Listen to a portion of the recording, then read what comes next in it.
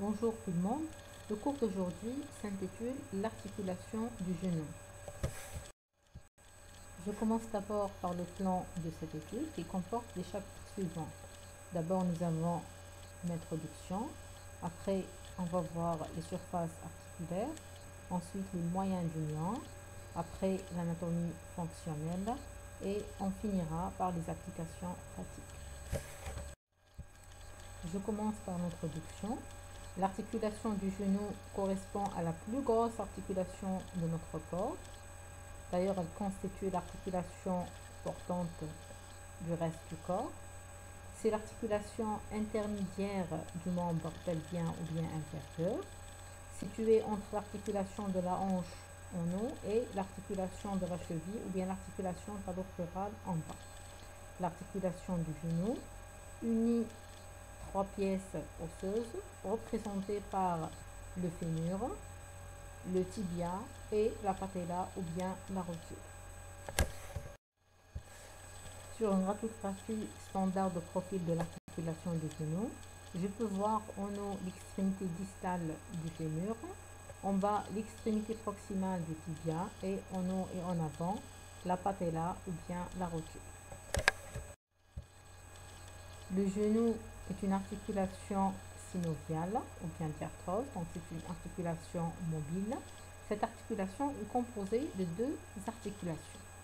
Nous avons l'articulation fémoro-tibiale et nous avons l'articulation fémoro-patellaire.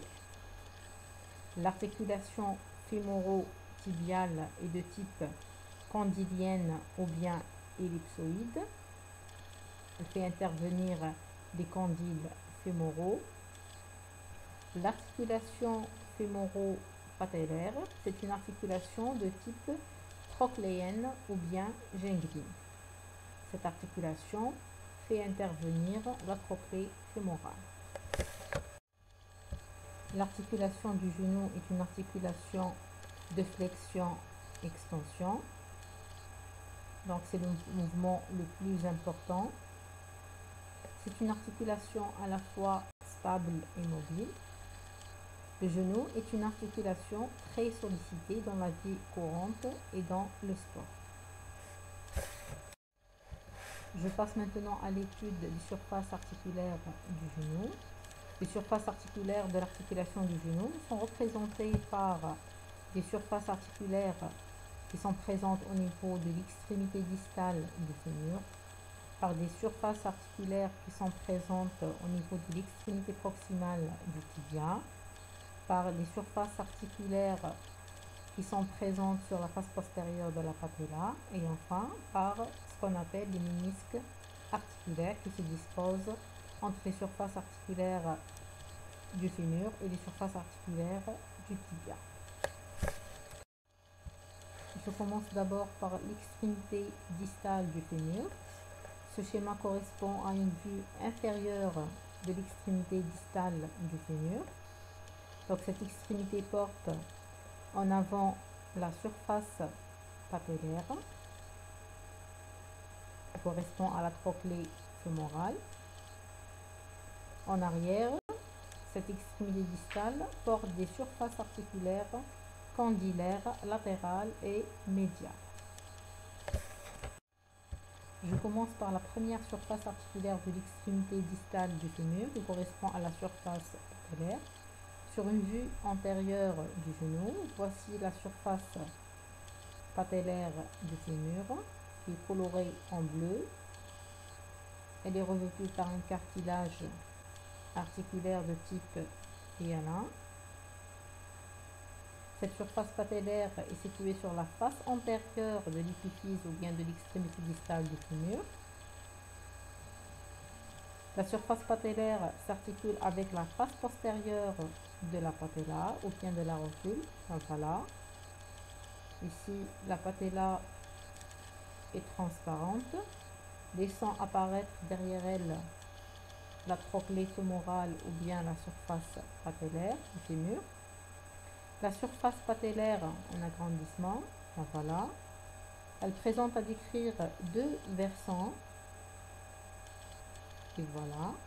Ces deux versants sont séparés par ce qu'on appelle la gorge. La gorge, c'est une sorte de dépression. Ainsi, on aura un versant latéral et un versant médial.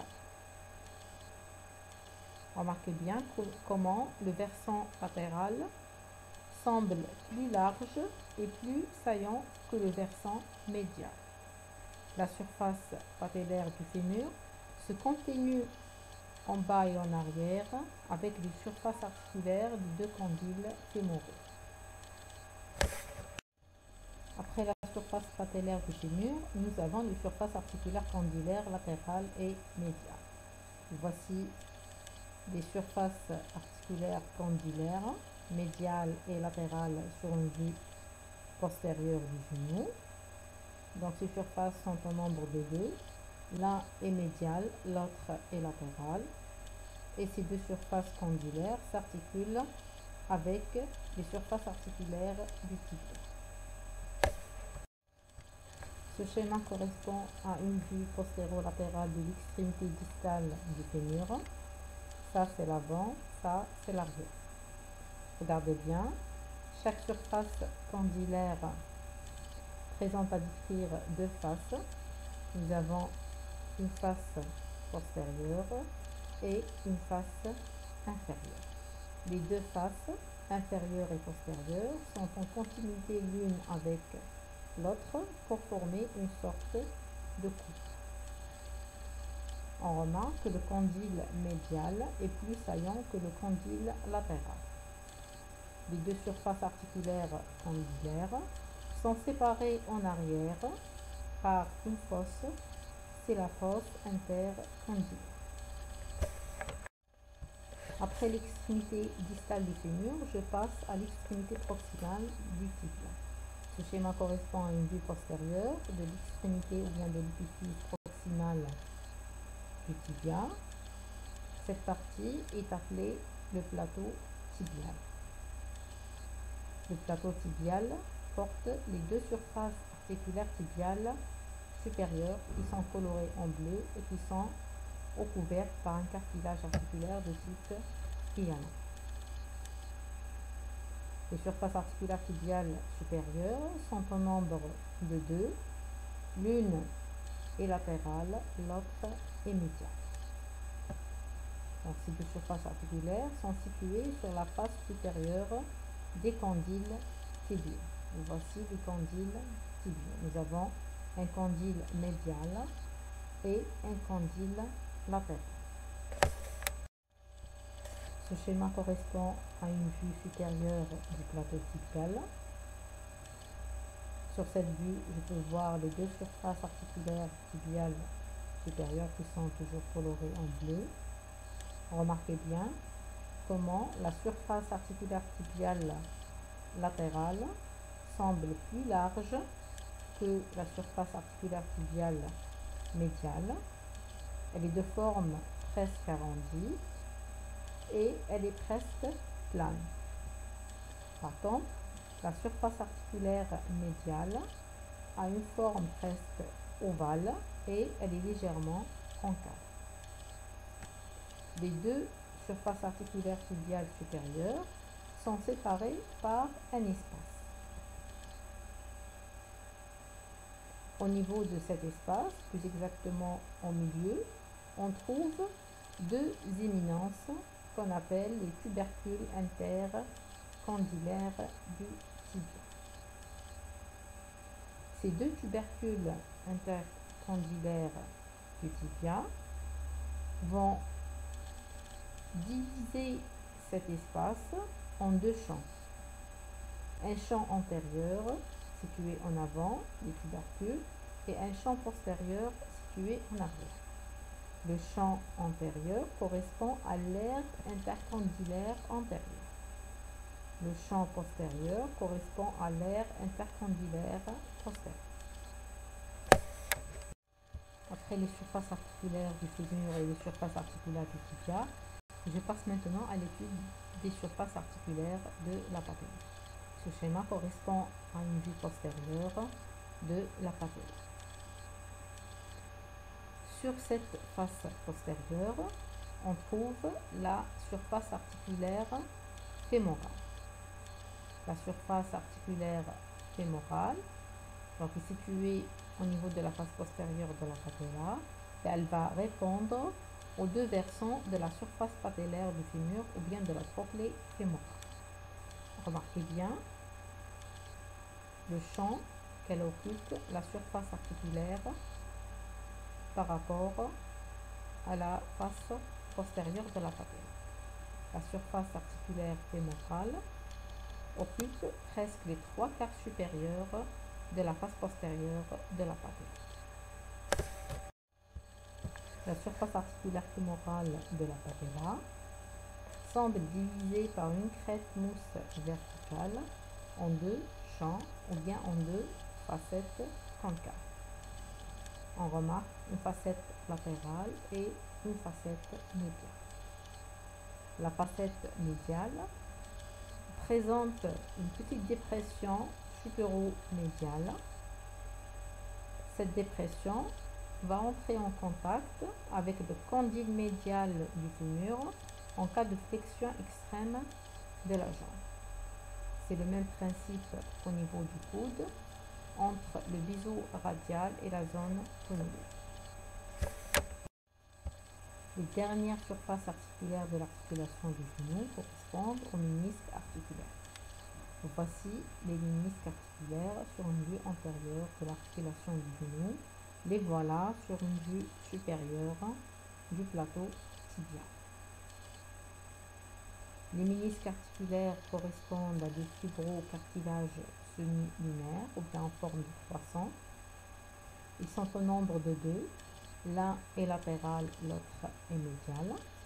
À la coupe, le ménisque articulaire présente une forme prismatique triangulaire. Chaque ménisque présente à décrire deux cornes. Nous avons une corne antérieure et une corne postérieure.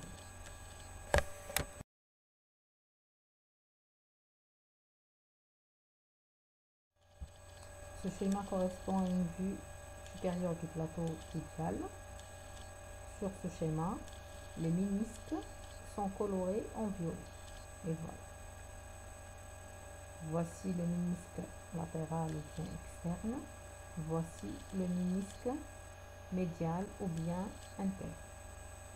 Les ménisques vont s'insérer sur les surfaces articulaires tibiales supérieures et ceci dans le but d'en augmenter la concavité. Ainsi, les ménisques articulaires, leur rôle est d'assurer la congruence des surfaces articulaires des condyles fémoraux et des condyles tibiaux. La périphérie de chaque ménisque articulaire est en contact avec la capsule articulaire du genou. Je commence par le ménisque articulaire latéral. Le voilà sur une vue supérieure du plateau tibial. Regardez bien sa forme. Il a la forme de la lettre C, mais un C presque fermé. On peut dire également qu'il a la forme de la lettre O.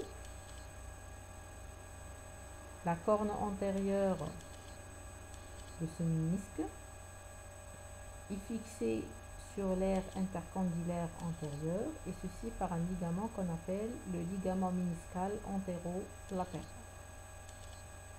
La corne postérieure, à son tour, se fixe ou bien s'insère sur l'aire intercondylaire postérieure et ceci par l'intermédiaire du ligament méniscal postéro-latéral. Le ménisque articulaire médial maintenant, le voilà sur une vue supérieure du plateau tibial. Ce ménisque a la forme de la lettre C, un C qui est très ouvert par rapport au C décrit par le ménisque latéral. Regardez bien, l'insertion des cornes. La corne antérieure du ménisque médial s'insère sur ou bien au niveau de l'aire intercondylaire antérieure, ceci par un ligament qu'on appelle le ligament méniscal antéro-médial. La corne postérieure s'insère au niveau de l'aire intercondylaire postérieure, et ceci par le ligament méniscal postéro-médial. Je passe maintenant à l'étude des moyens d'union. Les moyens d'union correspondent à des structures anatomiques chargées de maintenir les surfaces articulaires en contact. Les moyens d'union de l'articulation du genou sont représentés par la capsule articulaire et les ligaments. Je commence par l'étude de la capsule articulaire du genou. La voilà sur une vue antérieure de l'articulation. La capsule est colorée en violet. C'est un manchon fibreux souple qui s'étend de l'extrémité distale du fémur jusqu'à l'extrémité proximale du tibia. Regardez bien l'insertion capsulaire par rapport à la patella. Donc sur la vue, bien sûr la face antérieure de l'articulation, la capsule articulaire du genou est interrompue en avant par la présence de la patella. Donc la capsule articulaire ne recouvre pas la patella, mais elle s'insère au pourtour de la patella. Regardez bien les insertions de la capsule au niveau du fémur. En avant, la capsule s'insère au-dessus de la surface patellaire et au-dessus de la fossette supra-articulaire.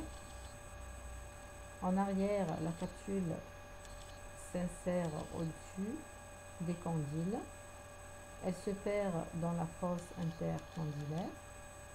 Latéralement, comme le montre cette coupe frontale passant par le genou, l'insertion capsulaire ici, elle est colorée en vert. Donc latéralement, elle s'insère au-dessus des condyles fémoraux. Du côté du tibia maintenant, nous avons ici une vue antérieure, une vue postérieure et une vue supérieure. Regardez bien l'insertion capsulaire en avant. La capsule articulaire s'insère au bord de l'aire intercondylaire antérieure. Regardez. Latéralement, la capsule articulaire se fixe au-dessus des surfaces articulaires tibiales supérieures ainsi qu'au-dessus des ménisques articulaires. En arrière, regardez l'insertion capsulaire qui présente une invagination. Regardez, cette invagination, elle est mieux visible sur la vue supérieure. Ici, la capsule articulaire s'invagine entre les surfaces articulaires tibiales supérieures. D'ailleurs, ici, son insertion est confondue avec le ligament croisé postérieur.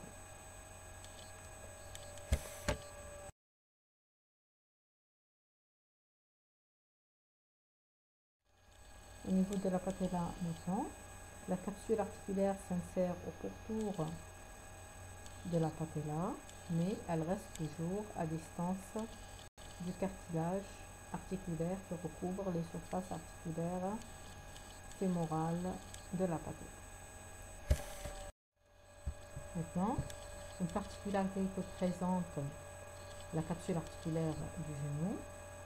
La capsule articulaire du genou est une membrane épaisse et résistante, et ceci surtout en arrière des condyles fémoraux. Ce schéma correspond à une vue postérieure de l'articulation du genou.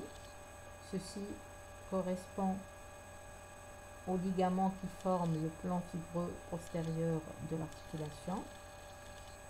Regardez bien, en coloration vert, c'est en regard des condyles fémoraux, plus exactement leur face postérieure. À ce niveau, la capsule articulaire est vraiment épaisse et résistante. Elle forme ce qu'on appelle les coques condylaires. J'ai terminé avec la capsule articulaire. Je passe maintenant à l'étude des ligaments de l'articulation du genou. Les ligaments du genou sont représentés par 5 plans ligamentaires. Nous avons un plan ligamentaire ou bien un plan fibreux antérieur. Nous avons un plan fibreux postérieur, surtout sur la face postérieure. Nous avons un plan fibreux médial. Nous avons un plan fibreux latéral. Et enfin, nous avons ce qu'on appelle le pivot central formé par les ligaments croisés. Je commence par l'étude du plan fibreux antérieur, et ceci sur une vue antéro-latérale de l'articulation du genou. Ce plan fibreux antérieur est formé principalement par ce qu'on appelle le ligament patellaire ou bien le ligament rotulaire.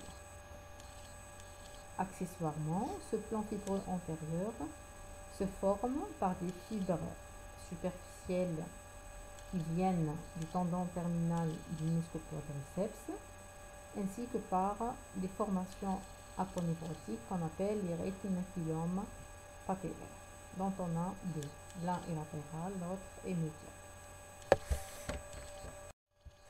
Je commence par l'étude du ligament le plus important du plan fibreux antérieur, qui correspond au ligament patellaire. Voici le ligament patellaire, appelé anciennement le ligament rotulien. C'est une lame résistante et épaisse qui prend origine au niveau du sommet ou bien de l'apex de la patella, qui se dirige en bas pour se terminer au niveau de la tuberosité tibiale antérieure. La deuxième formation ligamentaire du plan fibreux antérieur du genou correspond aux fibres superficielles du tendon du quadriceps. Voici le tendon terminal du muscle quadriceps. Bien sûr, le muscle quadriceps forme à lui seul la loge antérieure musculaire de la cuisse. C'est un muscle formé par quatre chefs, le vaste latéral, le vaste médial, le vaste intermédiaire et le droit fémoral en avant. Ces quatre chefs se terminent les quatre par un tendon en commun, c'est celui-là. Ce tendon quadricipital se termine en principe au niveau de la base de la patella ou bien de la rotule. Quelques fibres de ce tendon vont se continuer en bas pour recouvrir la face antérieure de la patella ainsi que la face antérieure du ligament patellaire ou bien rotulien. Les fibres superficielles de ce tendon du quadriceps vont renforcer en avant le ligament patellaire. La troisième formation ligamentaire du plan antérieur du genou correspond au rétinaculum patellaire. Voici les rétinaculums patellaires sur une vue antérieure du genou. Ce que vous voyez ici, c'est le tendon du quadriceps coupé. Ce que vous voyez ici, c'est le tendon, ou bien le ligament patellaire.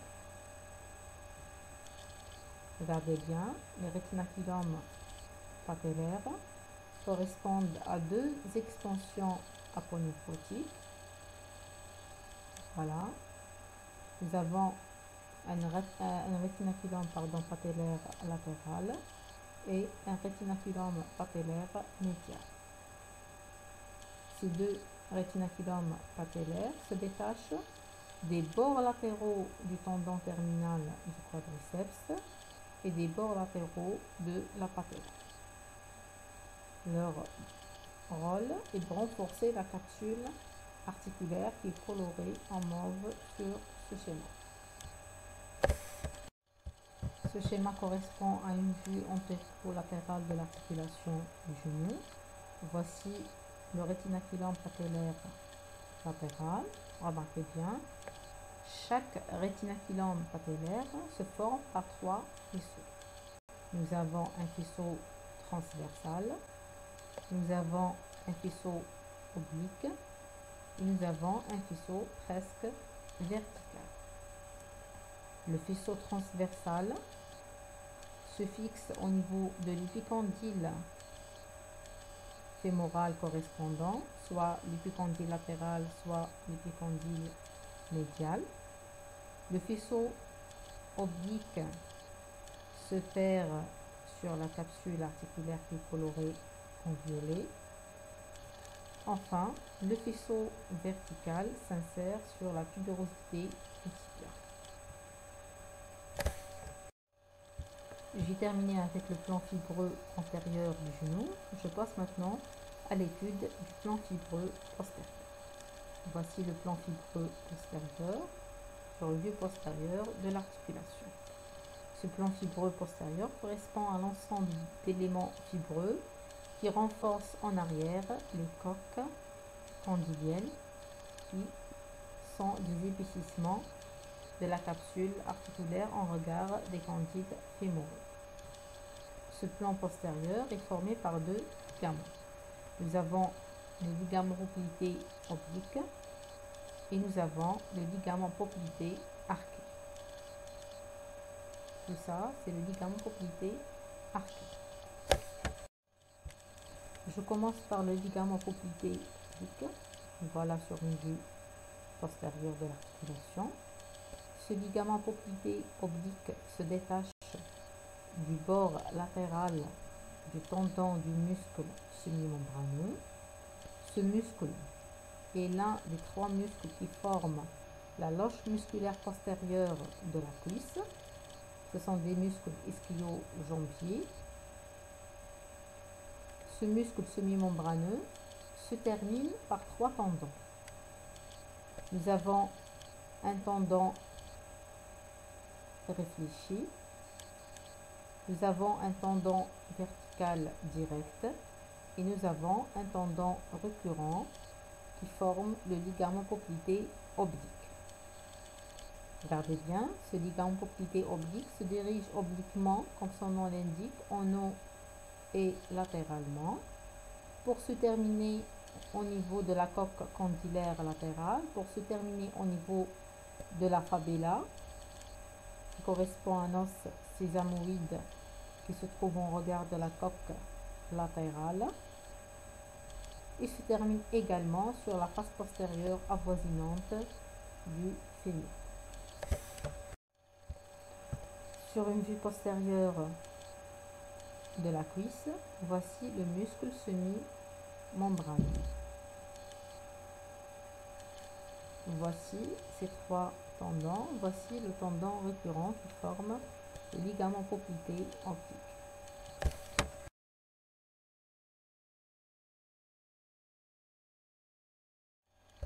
Sur une postérieure du genou, voici la fabella qui correspond à un os sésamoïde qui se trouve en regard du condyle fémoral latéral. Maintenant, le ligament poplité arqué, le voilà. Il prend son nom de ce faisceau arciforme. Donc, tout ça correspond au ligament poplité arqué. Ce ligament prend origine au niveau de l'apex de la tête fibulaire. Il se dirige en haut pour se diviser en deux faisceaux. Un faisceau vertical latéral, le voilà, et un faisceau arciforme médial. Regardez bien comment le faisceau vertical s'insère sur la coque condylaire latérale, sur la fabella ainsi que sur la fosse intercondylaire qui se trouve en arrière entre les deux condyles fémoraux.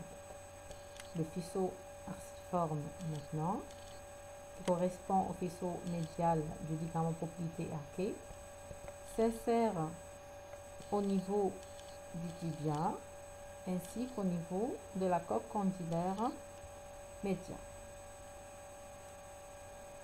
Ce faisceau arciforme forme l'arcade du muscle poplité. Voici une schématisation du muscle poplité. Sur la face postérieure de l'articulation, nous avons le dernier plan fibreux représenté par le ligament poplité oblique et le ligament poplité arqué.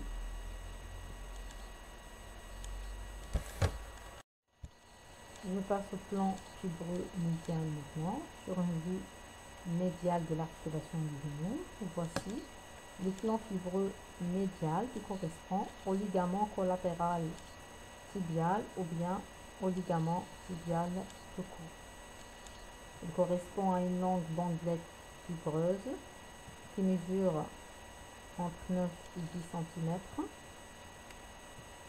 Regardez bien ce ligament collatéral tibial. Il prend origine au niveau de l'épicondyle médial du fémur.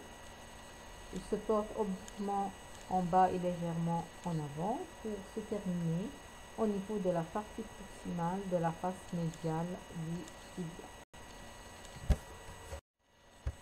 Le plan fibreux latéral maintenant sur une vue latérale de l'articulation.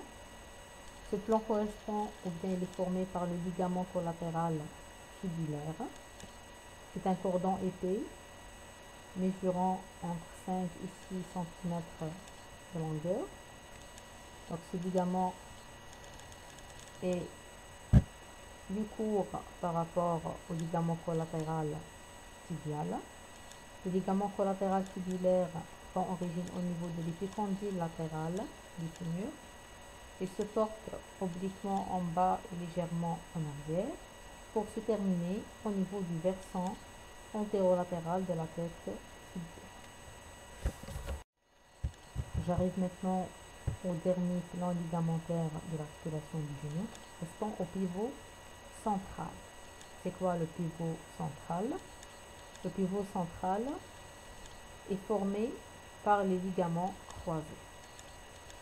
Regardez. Les ligaments croisés, ce sont des ligaments de la région intercondylaire du genou. Ils sont au nombre de deux. L'un est antérieur, l'autre est postérieur. Le ligament qui est coloré en bleu correspond au ligament croisé antérieur. Celui qui est coloré en vert correspond au ligament croisé postérieur. Ces deux ligaments croisés sont croisés entre eux dans le plan frontal et dans le plan sagittal. Je commence par le ligament croisé antérieur. Le voilà sur une vue supérieure et le voilà sur une vue postérieure de l'articulation. Remarquez bien l'origine. Le ligament croisé antérieur prend origine au niveau du versant antérieur de l'aire intercondylaire antérieure. Sa direction est presque horizontale. Il se dirige obliquement, légèrement en haut et en arrière, d'avant, bien sûr, d'avant en arrière, d'avant en arrière et latéralement pour se terminer sur la partie postérieure de la face axiale ou bien médiale du condyle latéral du fémur. Le ligament croisé postérieur maintenant, le voilà sur une vue supérieure du plateau tibial, le voilà sur une vue postérieure de l'articulation du genou. Regardez bien l'origine. Ce ligament prend origine au niveau de la partie postérieure de l'aire intercondylaire postérieure. C'est un ligament presque de direction verticale. Regardez. Il se dirige obliquement en haut. Regardez.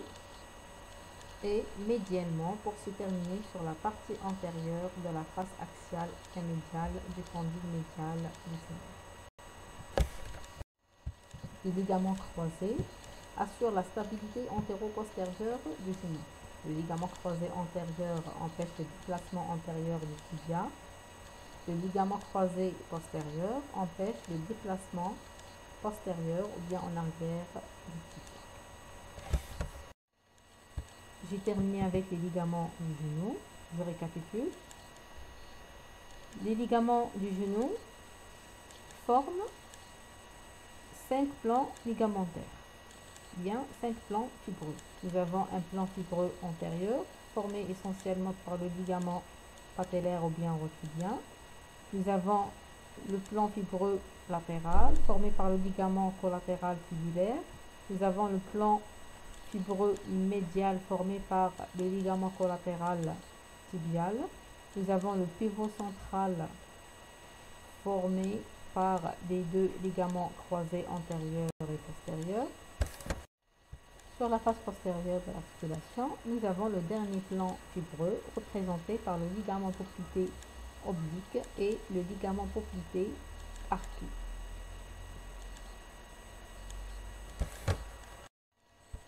Je passe maintenant à l'étude de la synoviale du genou. Sur une coupe frontale du genou, la capsule est colorée en vert. La synoviale est colorée en violet. La synoviale est une membrane séreuse qui se trouve au niveau de la face profonde de la capsule articulaire, sécrète un liquide synovial qui est responsable de la lubrification de l'articulation, de la nutrition du cartilage articulaire ainsi que de la résorption des déchets. L'articulation du genou est entourée par de nombreuses bourses synoviales. Ces bourses correspondent à des poches qui sont remplies de liquide synovial. Les bourses synoviales constituent des espaces de glissement, donc elles facilitent les mouvements de l'articulation. Les bourses séreuses du genou sont nombreuses. Je vous cite quelques exemples. En avant, bien sûr, la face antérieure de l'articulation, nous avons de haut en bas la bourse suprapatellaire qui se trouve au-dessus de la patella. Nous avons la bourse pré-patellaire qui se trouve en avant de la patella. Nous avons la bourse infrapatellaire qui se trouve au-dessous de la patella. En arrière, sur la face postérieure, on trouve par exemple la bourse subpoplitée qui se trouve sous le muscle poplité. Je passe maintenant au chapitre de l'anatomie fonctionnelle. L'articulation du genou assure principalement des mouvements de flexion et extension. Accessoirement, elle assure des mouvements de rotation médiale, rotation latérale. Et enfin, elle assure quelques mouvements de latéralité qui sont presque négligeables. Je commence par les mouvements de flexion-extension. Comme le montre le schéma de profil, les mouvements de flexion-extension se font dans un plan sagittal et autour d'un axe transversal qui passe par les condyles fémoraux. Le mouvement de flexion se fait à partir d'une position d'extension, c'est la position de référence, une jambe étendue dans l'axe de la cuisse.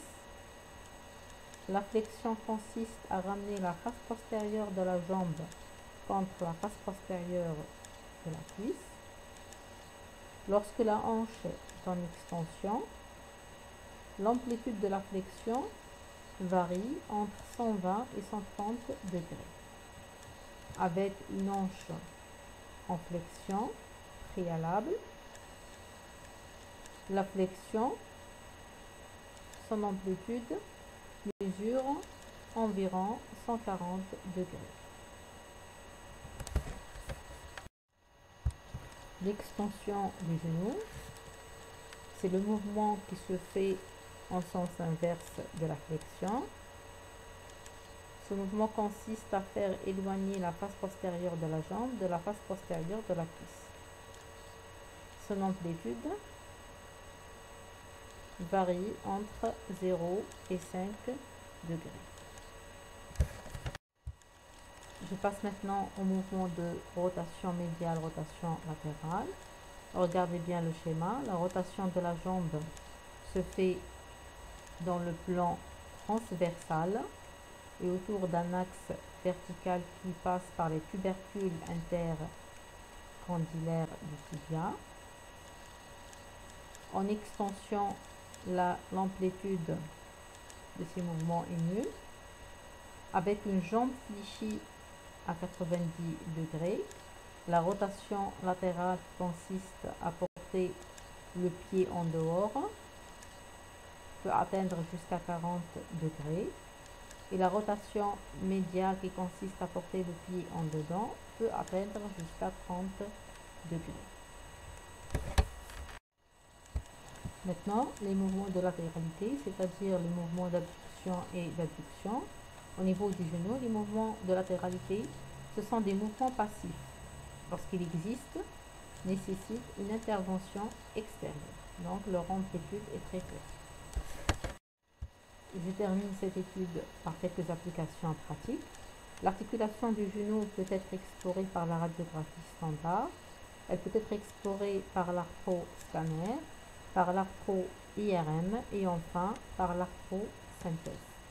L'arthro-synthèse consiste à faire introduire une aiguille à l'intérieur de la cavité articulaire du genou, et ceci dans le but de prélever un peu de liquide synovial pour faire des analyses.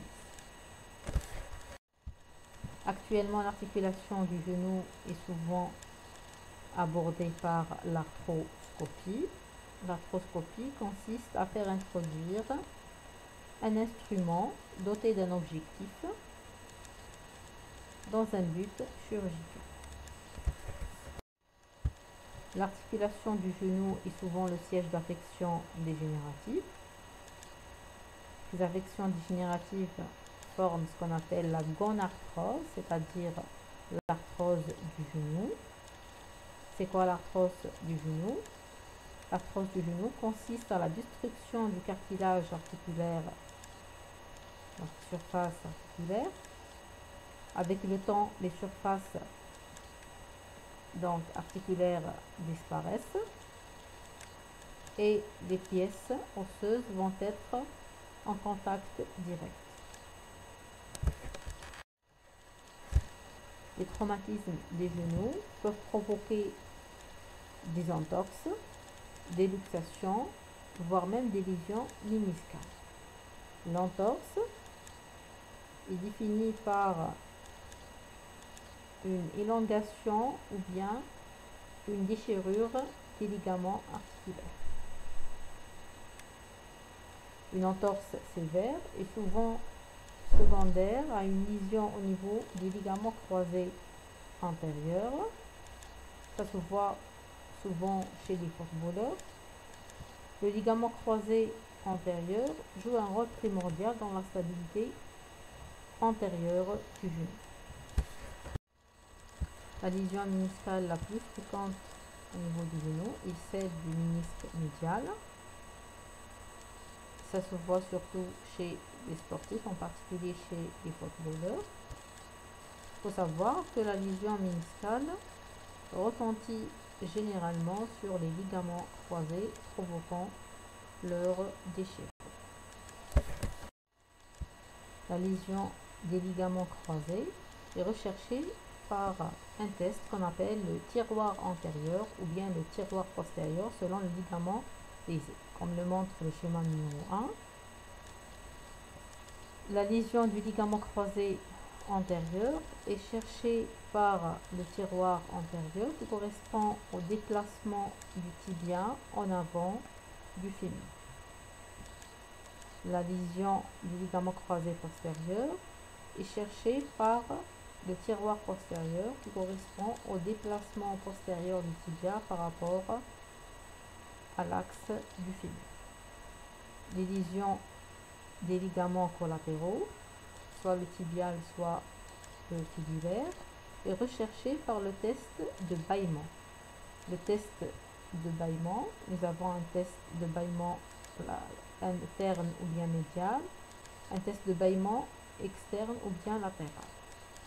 La lésion, c'est quoi le bâillement latéral? Le bâillement latéral correspond au déplacement latéral du tibia par rapport à l'axe du fémur.